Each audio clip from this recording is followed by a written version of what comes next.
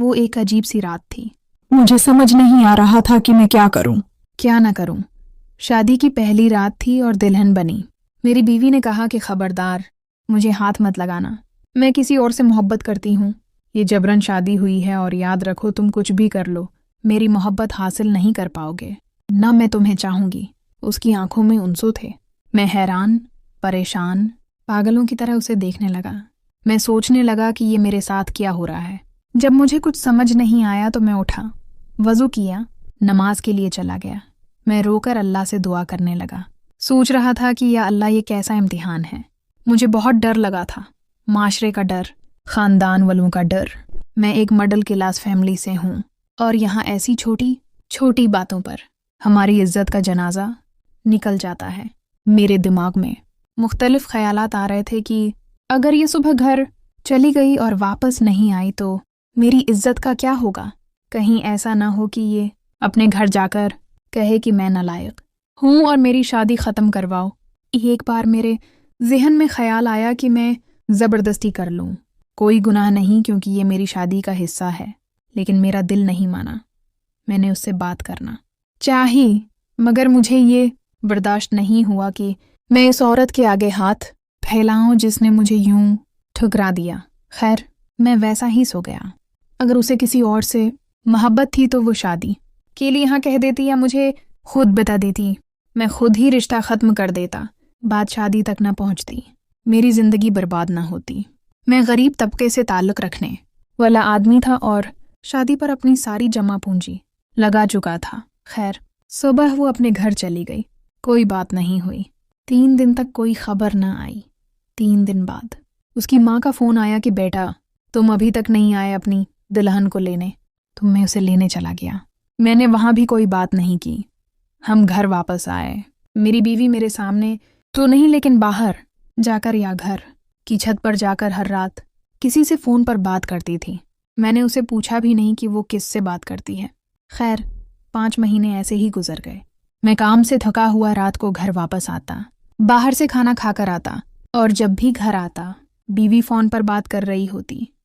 ایک دن اس نے پوچھا، کیا میں ایک بات پوچھوں؟ میں نے کہا، پوچھ لو۔ وہ بولی، کیا تمہیں مجھے دیکھ کر توبہ نہیں ہوتی؟ میں نے کہا، شادی سے پہلے بھی تو نہیں تھا، تو تمہیں کیا لگتا ہے کہ نہ ہو سکے گا؟ مگر اس رات بات کچھ اور تھی۔ میں سو رہا تھا کہ میرے موبائل کی بیل بجی۔ فون میرے دوست کا تھا۔ اس نے مجھ سے کہا کہ تمہاری بیوی کسی اور مرد کے ساتھ فلاں ہوٹل پر بیٹھی ہے۔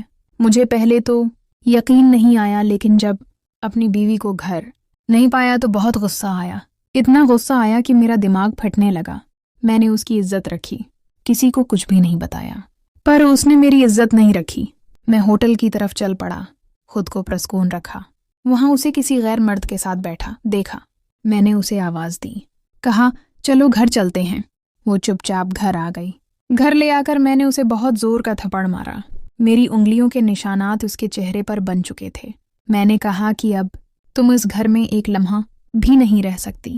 پھر میں اسے اس کے گھر چھوڑنے چل پڑا، لیکن راستے میں غصہ تھوڑا کم ہوا تو دماغ نے کام کرنا شروع کیا۔ سوچا کہ اس وقت اس کے گھر والوں کو کیا بتاؤں گا کہ ان کی بیٹی نے کیا کیا ہے۔ اس لیے کچھ سوچ کر میں ایک ہوٹل کے پاس گاڑی لے گیا جو صبح دیر تک کھلا رہتا تھا۔ پتہ نہیں ہمیں وہاں پہنچنے میں کتنا وقت لگا، پتہ ہی نہیں چلا۔ خیر، میں صبح ہونے کا انتظار کرنے لگا۔ وہ خاموشی سے نظریں جھکائے بیٹھی رہی۔ اس نے کچھ نہیں کہا اور نہ ہی میں نے کوئی بات کی۔ جیسے ہی صبح ہوئی میں اسے اس کے گھر چھوڑ آیا۔ اس کے بعد اس کے گھر سے کبھی کوئی فون نہیں آیا۔ میرا خیال تھا کہ شاید اس نے اپنے گھر والوں کو سارا سچ بتا دیا ہوگا۔ وہ کس منع سے مجھے فون کرے گی؟ وقت گزرتا گیا، پتہ ہی نہیں چلا کیسے 4 سال گزر گئے۔ میں بہت گہرے غورے فکر میں تھا کہ اب اسے طلاق دے دینی چاہیے تاکہ وہ اپنی مرضی سے شادی کر لے۔ اتنی سزا اس کے لیے کافی تھی۔ آخرکار میں نے سخت فیصلہ کر کے اس کا نمبر ڈائل کیا۔ اس نے فوراً میری کال اٹھائی، جیسے بہت دنوں سے میرے فون کا انتظار کر رہی ہو۔ میں نے سلام کرتے ہی بغیر کوئی بات کیے اسے کہا کہ میں تمہیں طلاق دے کر مکمل آزاد کرنا چاہتا ہوں۔ دوسری طرف سے بس ایک چیخ کی آواز آئی اور ایسا لگا جیسے فون اس کے ہاتھ سے گر گیا ہو۔ میں سوچ رہا تھا کہ وہاں کیا ہو رہا ہوگا۔ اس کی چھوٹی بہن نے فون اٹھایا اور ہیلو کہا۔ میں نے آواز پہچان لی۔ اس نے سلام کے بعد بتایا کہ جب سے آپ یہاں چھوڑ کر گئے ہیں اس نے آج تک کسی سے بات نہیں کی۔ ابو بھی کہتے ہیں شاید وہ پاگل ہو چکی ہے، اسی لیے تم نے اسے چھوڑ دیا تھا اور پھر اسے واپس لینے نہیں آئے۔ اس کی بات سن کر میں نے فون بند کر دیا اور سوچا کہ اب اسے طلاق دینا یا نہ دینا کوئی معنی نہیں رکھتا۔ وقت تیزی سے گزر رہا تھا۔ میں نے دوسری شادی کی اور اللہ نے ایک پیارا سا بیٹا دیا۔ ایک دن میں دفتر سے واپس آ رہا تھا کہ سگنل پر کھڑی میری گاڑی کو پیچھے سے کسی دوسری گاڑی نے ٹکر مار دی۔ میں غصے میں نیچے اترا تو پیچھے والی گاڑی میں ایک شخص ڈرا ہوا بیٹھا تھا۔ میں غصے میں اسے کچھ کہنا چاہا مگر اچانک رک گیا۔ میں سوچنے لگا اسے میں نے کہیں دیکھا ہے۔ تھوڑا دماغ لگایا لیکن کچھ سمجھ نہ آیا۔ ابھی وہی سوچوں میں تھا کہ وہ گاڑی سے باہر آ گیا۔ مجھے بولنے لگا کہ آپ آگے چلیں، کہیں سائیڈ پر گاڑی روک لیں تاکہ میں آپ کا نقصان پہنچا سکوں۔ میں نے گاڑی سائیڈ پر لے جا کر روکی۔ وہ میرے پیچھے تھا۔ وہ بھی آ گیا اور مجھے پہچانتے ہوئے میری پہلی بیوی کو بھابھی کہہ کر اس کا حال پوچھنے لگا۔ مجھے جھٹکا لگا اور سب یاد آ گیا۔ یہی وہ تھا جس کے ساتھ میں نے اپنی بیوی کو ہوٹل میں پکڑا تھا۔ میں نے بتایا کہ میں نے اسے چھوڑ دیا ہے اور اب میں نے دوسری شادی بھی کر لی ہے۔ میری بات سن کر اسے بہت افسوس ہوا، لیکن میں اس سے بہت کچھ جاننا چاہتا تھا۔ اسے میں قریبی ہوٹل لے گیا۔ جب میں نے پوچھا تو اس نے بتایا کہ وہ ایک تھوڑی سی پاگل لڑکی تھی۔ وہ میری کلاس فیلو تھی اور مجھے بھائی سمجھتی تھی۔ ہماری کلاس کے ایک لڑکے سے اس کی دوستی تھی۔ وہ اس سے شادی کرنا چاہتی تھی لیکن کسی وجہ سے اس کی شادی نہیں ہو سکی اور اس کے گھر والوں نے اس کی شادی آپ کے ساتھ کروا دی۔ لیکن اس کے باوجود وہ اس امید میں تھی کہ اس کا دوست اس سے شادی کرے گا اور وہ آپ سے طلاق لے لے گی۔ لیکن آپ سے شادی کے آہستہ آہستہ وہ اس لڑکے سے دور ہونے لگی اور تمہاری تعریفیں کرنے لگی۔ اسی دوران اس نے اس لڑکے سے بالکل رابطہ ختم کر دیا تھا۔ اس رات اس نے مجھے ہوٹل میں بلایا کہ میرا یہ آخری پیغام اس لڑکے تک پہنچا دو۔ میں چل پڑا کیونکہ میں وہ واحد ذریعہ تھا جو ان کے پیغامات ایک دوسرے تک پہنچاتا تھا۔ مجھے بھابھی نے خط دیا تھا جو میں اس لڑکے کو دینا چاہتا تھا۔ اتنی دیر میں تم بھی آ چکے تھے اور تم اسے لے گئے۔ تمہارا رویہ مجھے پریشان کر رہا تھا اور پھر دوبارہ بھابھی سے رابطہ کرنا میں نے مناسب نہیں سمجھا۔ میں نے وہ خط اس لڑکے کو دے دیا۔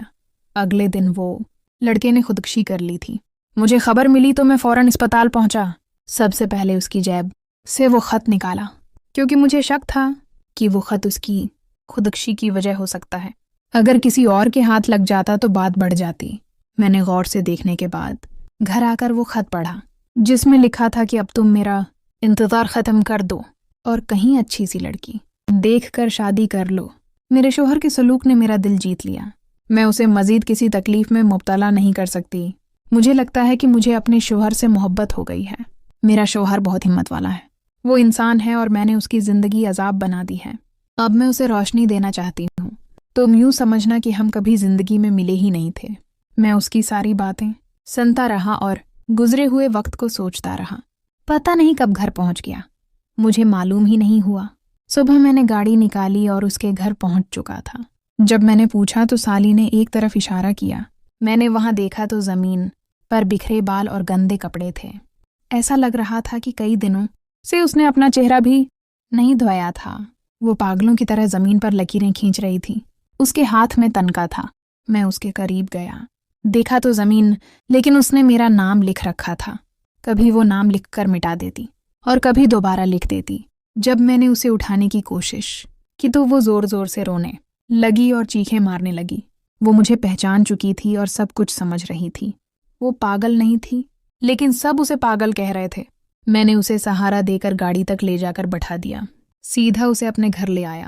میری بیوی نے دیکھا تو پریشان ہو گئی کہ میں کسی فقیرنی کو اٹھا کر لے آیا ہوں۔ میں نے اسے کہا کہ بعد میں سب بات سمجھا دوں گا۔ اسے نہلوا کر اچھے کپڑے پہنائے۔ وہ نہا کر آئی، وہی پرانی دلہن جسے آج تک کسی نے نہیں چھوا تھا۔ کچھ کہنا چاہتی تھی مگر اس کے ہونٹ کانپ رہے تھے۔ میں خود ہی بول پڑا، خدا کی قسم میں تمہاری پاک دامن ہونے کی گواہی دیتا ہوں اور میں تمہیں معاف کرتا ہوں، اور خدا کے واسطے تم بھی مجھے معاف کر دو۔ پھر وہ زمین پر بیٹھ کر زور زور سے رونے لگی۔ میں نے اسے سہارا دیا اور کمرے تک لے آیا۔ میں نے کہا، तुम वाकई पागल हो, सब सच कहते हैं। देखो, जब मैं तुम्हें घर छोड़ने जा रहा था, हम 4 घंटे होटल में ठहरे रहे। तुम मुझे बता देते कि सच क्या था। ये कहते हुए वो फिर रोने लगी। मैं बताना चाहती थी, लेकिन मुझे पता था कि कोई मेरा यकीन नहीं करेगा, इसलिए मैं खामोश रही। फिर मैंने अपनी दूसरी बीवी को बैठाया और उसके सामने सारी बातें बता दें। आज मेरी दोनों बीवियां मेरे साथ खुशी खुशी जिंदगी गुजार रही हैं। दोस्तों, अगर कहानी पसंद आई हो तो वीडियो को लाइक करें और चैनल को सब्सक्राइब कर ना मत भूलें। शुक्रिया।